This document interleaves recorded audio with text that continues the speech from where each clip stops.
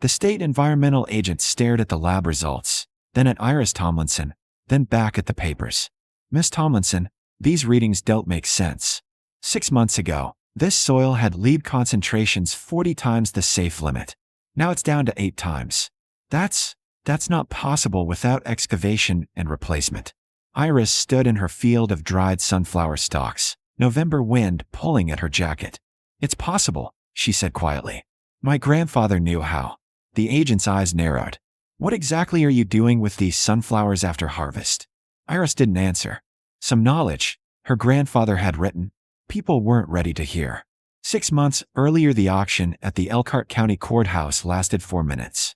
Property 089-445-012, 16 acres, May 2nd, 2024, 2:17 p.m. Former industrial site, soil contamination documented, residential development prohibited. The auctioneer rattled through disclosures like a man trying to finish an unpleasant task. Environmental assessment on file shows heavy metal contamination from battery manufacturing, 1960 through 1981. Lead, cadmium, arsenic. Remediation estimate $900,000. Opening bid $4,000. Iris Tomlinson, 26 years old, held a cashier's check for $4,350. Everything left after her grandfather died and his pension ran out. Her hands were shaking slightly. She'd driven 7 hours from Columbus for this. For $1,000, she said. A man in the back, developer's logo on his shirt, laughed once, sharp. Lady, you can't even give that land away. The auctioneer's gavel fell. Sold. She signed the papers in a room with fluorescent lights that buzzed. The clerk, a young man with tired eyes, pushed the deed across. You understand you can't build on this? Can't drill a well, can't plant food crops, can't. I understand. Then what are you going to do with it? Heal it, Iris said. The clerk blinked.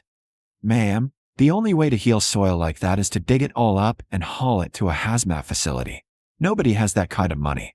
Iris thought of her grandfather's last words, whispered in the hospice room, the lockbox, under the workbench. Combination is your birthday backward. Everything you need is inside. Trust the sunflowers. She'd found the lockbox that night. Inside, a composition notebook from 1979, yellowed newspaper clippings about Chernobyl and phytoremediation studies, a seed envelope labeled in her grandfather's shaky handwriting, Helianthus annuus, hypercumulator strain, do not eat, and a letter on lined paper. Iris, by the time you read this, I'll be gone. I'm sorry I couldn't fix what I helped break. I worked at that battery plant, 1965 to 1981. I knew what we were putting in the ground.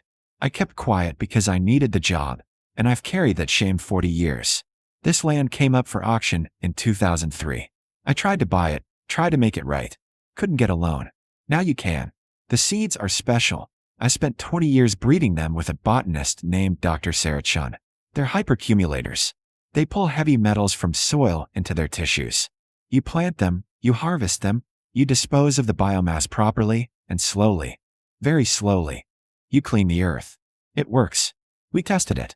But people called it crazy, said it would take too long, cost too much. They wanted fast solutions, expensive solutions. This is slow. This is patient. This is what I should have done decades ago. Don't let anyone tell you it's impossible. The math is in the notebook. Make it right. I love you. Grandpa Jim. She drove to the property that evening. 16 acres of flat nothing on the eastern edge of Elkhart, surrounded by chain-link fence with faded warning signs. The soil was gray-brown, lifeless. No grass, no weeds, nothing. Just dirt that had been poisoned for 40 years. She parked her 1998 Honda Civic and walked the perimeter. Took 2 hours. The fence was rusted through in places. She found the old factory foundation, cracked concrete, rusted rebar, scattered bricks. Her grandfather had worked here, had breathed the dust, eaten lunch on these grounds, known what was happening. That night in a motel room, she opened the notebook. Her grandfather's handwriting filled every page. Calculations, growth rates, metal uptake measurements, harvest schedules, detailed instructions, plant sunflowers in contaminated zones, high-density planting, 18-inch spacing, water minimally, stress increases metal uptake. After 90 to 120 days, harvest entire plants before seed maturity. Do not compost. Do not burn. Biomass must be treated as hazardous waste. Each growth cycle removes approximately 2 to 4% of heavy metals from topsoil layer. 16 acres at documented contamination levels. Estimated 12 to 15 growth cycles needed. Timeline: 6 to 8 years. 6 to 8 years of planting, harvesting, disposing of toxic plants. No income, no crop to sell. Just slow, patient extraction of poison from earth. Below the calculations, a note. Dr. Sarah Chun, Ohio State University Extension, retired 2019. She'll help if you need it. Iris called the number written in the margin. An older woman's voice, cautious. Yes? Dr. Chun? My name is Iris Tomlinson. My grandfather was James Tomlinson. He left me. Jim's sunflower project. The voice warmed. Is he? He passed. 3 weeks ago. Silence. Then, I'm so sorry. He was a good man. Carried too much guilt.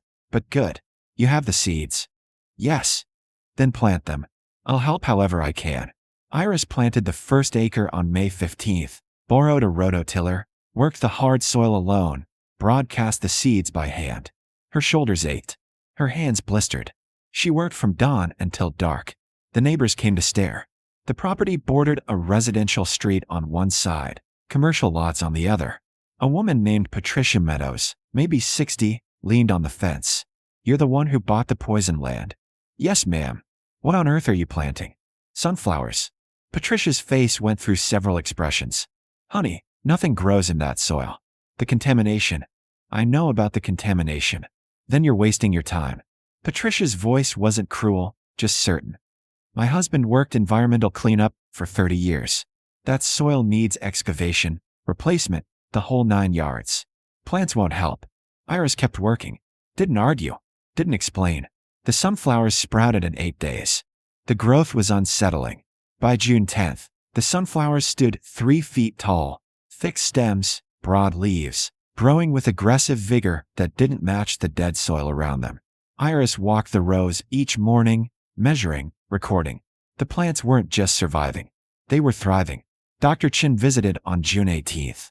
She was 74, gray hair in a braid, eyes sharp behind wire-rimmed glasses.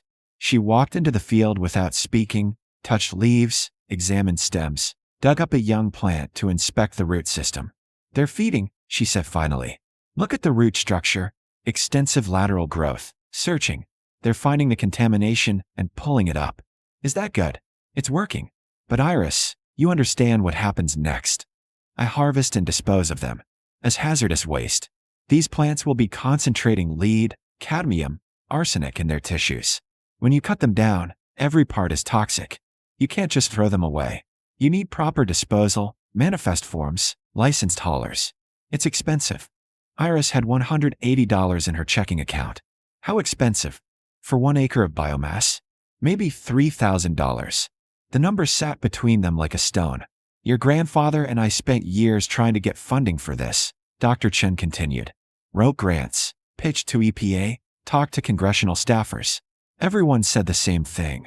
Too slow, too expensive per acre, not commercially viable. They wanted chemical treatments, soil replacement, fast solutions. Nobody wanted to wait 6 years. But it works. It works. Just not on anyone's timeline but the Earth's. That night, Iris drove to every hazardous waste facility within 100 miles. Called, emailed, begged for quotes.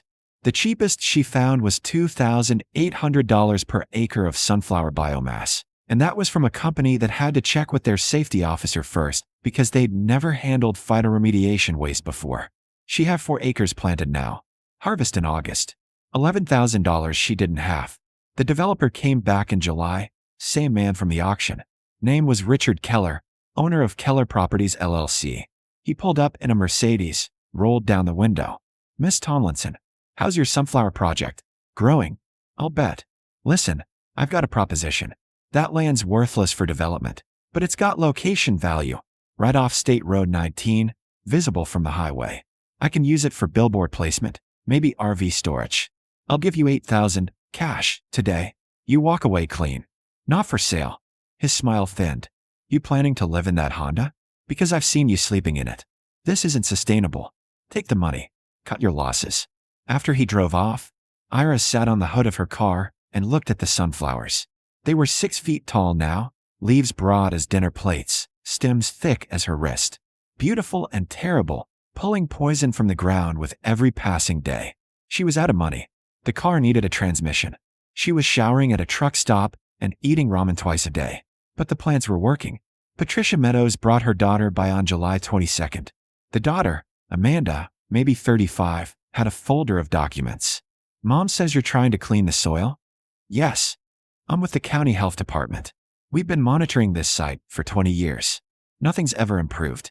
What makes you think sunflowers will help? Iris showed them the notebook, the research, Dr. Chen's published papers. Amanda read carefully, expression skeptical, but not dismissive. This is real science, Amanda said finally. It's just, God, it's so slow. And expensive. How are you funding disposal? I'm figuring it out. County won't help. Federal EPA won't touch it without a Superfund designation, and this site's too small. You're on your own. She paused. But I'll keep monitoring. If the soil tests show actual improvement, that's newsworthy. Might help with funding. It wasn't much, but it was something. August came hot and merciless. The sunflowers reached 8 feet, then 9. Flower heads heavy and drooping. Iris walked the rows with pruning shears, testing stems. The first acre was ready for harvest. She called Dr. Chen. I can't afford disposal. How much do you have? $400. Silence on the line. Then, I have some discretionary research funds. It's not much, but I can cover 1 acre. That's it, Iris. After that, you're on your own. They harvested together over 3 days in mid-August heat. Cut every plant at ground level. Loaded them into a rented truck with a hazmat placard. The waste facility was 2 hours away, run by a man named Garcia, who looked at the sunflowers like they were alien artifacts.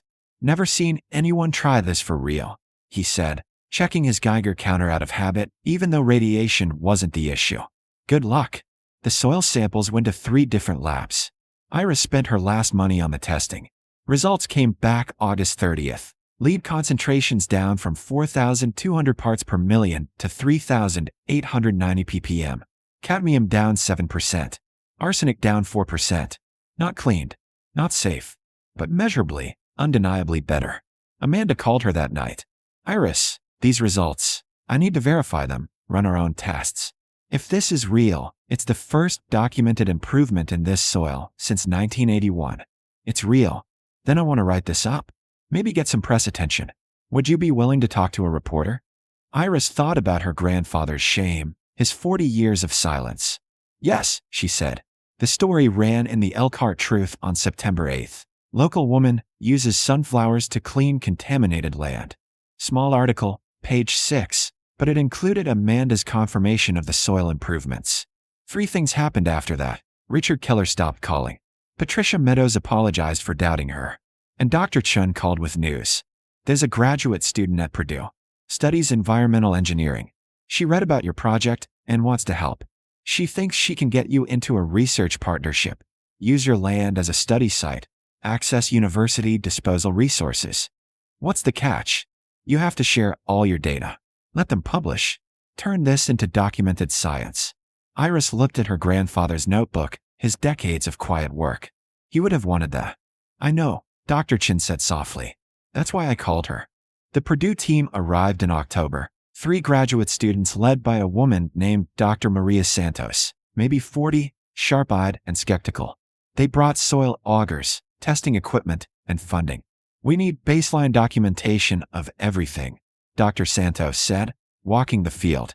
Detailed soil maps, contamination profiles at different depths, complete records of your planting and harvesting protocols. If this works, we need to prove it scientifically, not anecdotally. I have records. Iris showed them her grandfather's notebook, her own careful logs. Dr. Santos read for 20 minutes straight. When she looked up, her expression had changed. This is 40 years of work. Who was your grandfather? A man who made mistakes and spent the rest of his life trying to fix them. They planted the second rotation together. All 16 acres this time, high-density spacing, improved irrigation based on Dr. Santos's hydrological models. The Purdue team covered disposal costs in exchange for research rights. Iris signed agreements, filled out paperwork, became part of something larger than herself. The sunflowers came up strong. Winter testing showed continued improvement. Lead down another 3%, cadmium down 5%. Slow progress, but consistent, measurable, real. Richard Keller came back in March, but different this time. No Mercedes, no offer. He stood at the fence looking at the new sunflower shoots. My father worked at that plant too. He died of lung cancer when I was 12. Never told us what they were making, what they were dumping. I've been trying to develop this land for years because I wanted something good to come from it. You could help instead, Iris said. He looked at her. How? Funding. The university covers disposal, but I need infrastructure, better fencing, a storage shed for equipment, a real well for irrigation. I'm still living in my car. Richard was quiet for a long moment. Then, let me make some calls. By May, 1 year after the auction, Iris had a small trailer on the property, a proper well, and a storage building funded by a private donation from Keller Properties LLC. Richard never took credit publicly, just wrote the check and walked away. The third rotation went into the ground. The sunflowers grew. The soil improved. Patricia Meadows organized a neighborhood meeting in June. 20 people came to Iris's field. She stood in front of them, feeling like her grandfather, quiet, guilty, determined. This land was poisoned by people who chose profit over safety, she said. My grandfather was one of them. He couldn't fix it himself, so he left me the knowledge to try. I know it's slow. I know 8 years feels like forever. But at the end, this will be clean land. Safe land. Land that can grow food, support life, maybe become a park or a community garden. That's worth waiting for. An older man in back raised his hand. What happens if he can't finish? If the funding runs out, or you give up? I won't give up. My grandfather spent 40 years carrying shame because he stayed quiet. I'm not making that mistake. This gets finished. Dr. Santos stepped forward. And Purdue is committed. This is the largest active phytoremediation study in the Midwest. We've got 5 years of funding secured, maybe more if the results continue. It's going to work. The crowd was quiet. Then Patricia started clapping. Others joined. After everyone left, Iris walked the rows alone. The sunflowers were 4 feet tall, leaves reaching for the sun, roots reaching down into poison, pulling it up molecule by molecule. Patient, persistent, undramatic. Dr. Chen visited in August, her last trip before fully retiring. They stood together watching the harvest, Purdue students cutting plants with practiced efficiency, loading the contaminated biomass into proper containers, documenting everything. Your grandfather would be proud, Dr. Chen said. He would be relieved. That too. She smiled. You know what this proves? That individual action matters. That slow work is still work. That you don't need $1 million budget and government approval to start healing the world. You just need knowledge, patience, and the courage to begin. The 4th-year results came back in May 2028. Lead concentrations down to 1,100 ppm, still above residential limits, but approaching agricultural standards. Cadmium down 71%. Arsenic down 68%. For more rotations projected to bring the soil to safe levels. Richard Keller bought the adjacent commercial lot and donated it to the project, another 12 acres. Might as well clean it all, he said. By year 6, news crews came from Indianapolis, then Chicago, then CNN. The story wasn't just about sunflowers anymore. It was about accountability, redemption, patient restoration. Graduate students were replicating the method at other contaminated sites. EPA was watching.